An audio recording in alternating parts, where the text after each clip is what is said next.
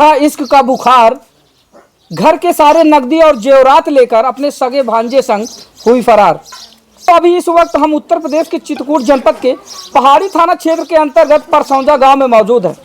तस्वीरों में आप देख पा रहे होंगे कि एक लाचार बाप सामने खड़ा हुआ है और उसके साथ उसके 5 बच्चे खड़े हुए हैं। बीते दिनों 26 मार्च की बात है, जब इनकी पत्नी अपने इसी घर से इन 5 बच्चों को छोड़ के अपने सगे भांजे के साथ घर के नकदी जेवरात लेकर फरार हो जाती है। उसके जाने के बाद तरह तरह की यातनाएं झेला ये व्यक्ति, जो इस वक्त मायूसियत चेहरे में छलकाता हुआ, यानी कि चेहरे में मायूसी लिए इस वक्त हमारे और आपके समक्ष मौजूद है।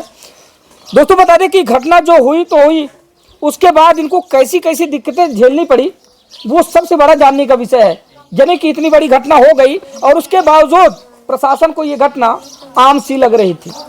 आइए इनसे थोड़ा सा बातचीत करते हैं। दरअसल इन दिनों अगर देखा जाए तो एक प्यार का सीजनी मौसम चल रहा है। जहाँ भी देखिए, चाहे युवा हो बड़े बुजुर्ग, जिधर भी देखिए बस प्यार। पता नहीं कैसे कैसे लोगों को प्यार का परवान चढ़ रहा है, और जैसे ही उनका प्यार परवान चढ़ता है तो जाने अनजाने में बड़ी बड़ी गलतियां कर बैठते हैं। ऐसे में ठीक आज एक महिला जिसकी उम्र 50 वर्ष बताई जा रही है, और वो अपने इन 5 बच्चों को छोड़ के अपने सगे भांजे के साथ फरार हो गई। क्या नाम हुआ आपका? सर जी मैंने 26 तारीख। आपका नाम क्या हुआ? परदेसी। परदेसी जी। गांव का नाम कौन? परसौंजा। परसौंजा जी। थाना क्या लगता है? पहाड़ी। पहाड़ी। क्या मामला था? कब गई पत्नी आपकी? 26 तारीख को गई है। हाँ। मैंने वहाँ 27 को गया तो मेरी रिपोर्ट नहीं लिखी गई। 26 मार्च को पत्नी गई? जी। आपकी उम्र क्या है? मेरी 50। 50 जी। और पत्नी की? पत्नी की 50 से मेरी ऊपर होगी, पे मैंने 50 ही बता रहा हूँ जी। 55 होते हैं। आपकी उम्र क्या है? 55 जी। पत्नी की उम्र क्या है? 50 जी। अच्छा, तो पत्नी आपकी घर से कब भागी? 26 को। 26 मार्च को? हाँ 26 मार्च को भाग गई यहाँ से? जी। आपको पता नहीं चला? कोई पता नहीं। दवा के ओढ़र से गई है। दवा के बहाने? हाँ, दवा बहाने से जाती आती थी। दवा की जाती थी, जब जाती थी दवा का बहाना बना कर। किसके संग गई है? भांजे के साथ। आपका भांजा है? हाँ सगा भांजा है। सगा भांजा है? सगा भांजा है। सगे भांजे के साथ आपकी पत्नी? हाँ सगे भांजे के पास साथ गई है। आपकी सगी बहन का लड़का? सगे बहन का मेरे लड़का है। के ले गया? जी, सगी बहन का लड़का है। आपकी सगी बहन के लड़के के साथ, आपके भांजे के साथ आपकी पत्नी फरार हो गई। हाँ। जिसकी उम्र 50 वर्ष है? हाँ जी 50 वर्ष है। मेरे सगे भांजे के साथ गई है। आपको पहले अंदेशा था कि मेरे भातनी का अफेयर वगैरह चल रहा है? नहीं, मेरे को पता नहीं था, कोई पता नहीं था। चला है तब से मैं उसको बोलने लगा तो वहाँ ऊपर से वो काम करता था। रोज दवा करने के लिए वहाँ से आता था, बाहर से रोज ऊपर बुलाता था, रोज कर भी आती जाती थी। तो क्या जब 26 मार्च को आपकी पत्नी जाती है तभी आपको पता चला कि मेरे भांजे से मेरी पत्नी का अफेयर चल रहा है? हाँ, मैं पहले नहीं समझ पाया। 26 को? हाँ मैंने सोचा था कि दवा कराने जाती है। अच्छा चलिए ठीक है, जो हम पूछ रहे हैं उसको बताइएगा जी। आपका भांजा आपकी पत्नी के संपर्क में कैसे है और कब से आया? ये दवा कराने के बहाने से आया है। दवा कराने मैंने वाकई में बहुत बीमार था। मैंने उसमें 15-20-25 हजार रुपए लगाया हूँ, दवा कराया हूँ। जब उसकी ठीक हो गया, मैंने नहीं समझ पाया कि क्या है। उसी वजह से आने जाना बना रहा। जब मैं चला जाता था बाहर। किसका कौन दवा करा रहा था? मैंने कराया भांजे की दवा। आप अपने भांजे की दवा करा? हाँ, बोला मेरे माँ बाप पैसा नहीं दे रहे हैं, दवा नहीं करा रहे हैं, तो मैं आपके सहारे से आया हूँ। मामा माँ के तुल्लुक है, माँ ही है मेरी है, तू मेरा मामा है, मेरे को दवा नहीं करा रहे हैं। तो मैं कहा ठीक है, मैं तेरी दवा करा दूंगा। अच्छा। तो मैंने दवा कराया हूँ। क्या बीमारी थी उसको? उसकी बीमारी एक पीलिया थी। हाँ। और बीमारी को बहुत से उसके बीमारी थे, तो मगर मैं जाने नहीं पाता था। मैं पढ़े लिखे तो नहीं हूँ। अपना अल्ट्रासाउंड करा करके दवा कराया। जब उसका सही हो गया तब अपना बाहर गया, और उसी से संपर्क हो गया। मैं अपना जाने न पाया, आता जाता रहा। तो मैंने तो सोचा कि मेरा भांजे है, मेरे को क्या पता कि ऐसा करेगा। लेकिन बीमारी आप पकड़ नहीं पाए? हाँ, बीमारी मैंने नहीं पकड़ पाया। फिर मैं थोड़ा सा बता दूं दोस्तों, बता दें कि बीते दिनों की बात है। इनका सगा भांजा होता है, इनकी सगी बड़ी बहन का लड़का होता है, और पहले से जो है वो एक प्लान बनाता है। अब इसको प्लान ही कहेंगे। दरअसल वो इनसे आके कहता है कि मामा मेरी तबीयत खराब है और मेरे माँ बाप मेरा इलाज नहीं करवा रहे हैं और मैं बहुत ज़्यादा बीमार रहता हूँ, तो अपने मामा के यहाँ इनको मना कर यहीं आके वो रहने लगता है और महीने 2 महीने 4 महीने जितने भी दिन भी वो रहता है यहाँ पर, ये उनका इलाज करवाते हैं।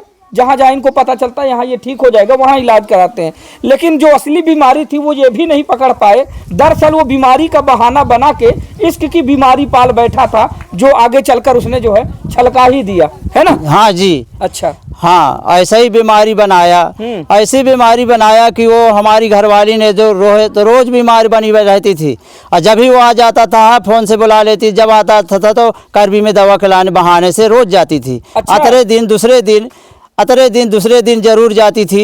मैं मेरी बात नहीं मानो तो गांव भर उनसे पूछ लेना कि जब देखे तब वो झोला टांग करके चली जाती थी। पत्नी भी आपकी बीमार रहने? हाँ, उसी की बीमारी से मैंने परेशान हो गया। दोनों बीमार हो गए? हाँ, दोनों बीमार हो गए। मैं उसी की बीमारी से मैं परेशान हो गया। वो जब देखे तब उस दवा, मेरी तबीयत खराब, जो मैं कहता हूँ कि चल मैं तेरी दवा कराऊंगा, बोलती है मैं तेरे साथ नहीं जाऊंगा, मैं अपने से करा लूंगी। तो बस जाती है करबी में। मेरे को क्या पता कि कौन रहता है कौन नहीं रहता। वो कमरा किराए को ले लेता था, दिन में रहती थी और रात में शाम के आ जाती थी घर। आ जाती थी और मेरे को कोई पता नहीं चलता था। कुल मिला के दोनों बीमारी का बहाना बना के जी। आपकी आंखों में धूल झोंक रहे जी थे, जी जी, है ना? जी। उनको इश्क की बीमारी थी जी। और जिस बीमारी का इलाज वो करवाने जाते थे, दरअसल वो बीमारी उनको थी ही नहीं। जी जी, कोई बीमारी नहीं थी। मेरे को कोई बीमारी नहीं जानने मिली। अच्छा। मैं इतना अपना सोचा हूँ तो डॉक्टर से पूछो तो डॉक्टर बोलते थे कि टेंशन की दवा कोई नहीं है, और दवा सब चीज की है, मगर टेंशन की दवाई हम नहीं कर पाएंगे। अच्छा। अगर टेंशन हटा दो तो तुम्हारी बीमारी खत्म, तो कहा धीरे धीरे खत्म हो जाएगा टेंशन। हाँ। तो हमने कहा कि जब तुम्हारी टेंशन नहीं पटाएगी तो मैं कितना पैसा फूकूंगा। हाँ, हाँ। मगर भैया मैं तेरी बीमारी से मैं परेशान हो आया। अच्छा, और तुम मेरे को बार बार जो है परेशान कर रही है। आज कहते हैं कि बच्चा है हमारे, छोटे छोटे लड़की शादी लायक है। हाँ। आगे चल के 2 पैसा बचाने का सोचो। हाँ। हम क्या करेंगे यार, हमारे पास कुछ नहीं रहा जाता है। बोली, कैमरे में देख के बोलिए, कैमरे में देखिए। हाँ। बोली ये गडरे वडरे मत रखो। मैंने गडरे रखा था। बोली गडरे वडरे में फायदा नहीं, इनको बेचो और बाहर कमाओ। गडरे क्या है? भेड़ी। भेड़ी रखे था। अच्छा। भेड़ी बेचवा दिया। भैंस मैंने बांधे था, कुछ नहीं करती थी, बीमारी का ओढ़ा लगाए पर रहती थी। तो कुल मिला के जो भी हुआ वो यही मामला था कि आपकी पत्नी को आपके सगे भांजे से प्यार हो गया। जी जी। और उसी प्यार में दोनों बीमार चलने लगे और आपकी आंखों में धूल झोंकते रहे। झोंकते रहे। भागे कब ये लोग? भागे तो 26 तारीख को। अच्छा जी। पहले आपको अंदेशा नहीं था कि इनके दोनों के बीच में कुछ अफेयर चल रहा है? मेरे को कोई पता नहीं था। भागने के बाद पता चला? हाँ, भागने के बाद पता चला। आप काम क्या करते हैं? बस मैं अभी पहले पूना में था। अच्छा। यहाँ पहले भेड़ी चराता था, भेड़ी बेचवा दिया तो मैं पूना चला गया। पूना से जो पैसा कमाता था तो मेरा खाता ना खुला था तो मैं उसी के खाते में लगाता रहा। अच्छा। 50-60 हज़ार रुपये उसके खाते में लगा दिया। 50 हज़ार रुपये जब आया तो नगद दिया उसके हाथ में। ठीक है। मैंने समझ न पाया तो मैंने कहा का मतलब कि रखा है, इसके बदौलत सारा पैसा और जजात को तो मैंने जना ही नहीं पाया। डेरा डाड़ी को पैसा मैंने तो सोचा कि रखा होगा, दवा के बहाने तो गई है। हाँ। तो दवा के बहाने निकल गई। हाँ। मैंने यहाँ कुछ देखा नहीं। जब ना आई तो मैंने सोचा कि वही कहानी, फ़ोन लगाता हूँ तो ब्लैक बोर्ड में मेरा नंबर डाल दिए।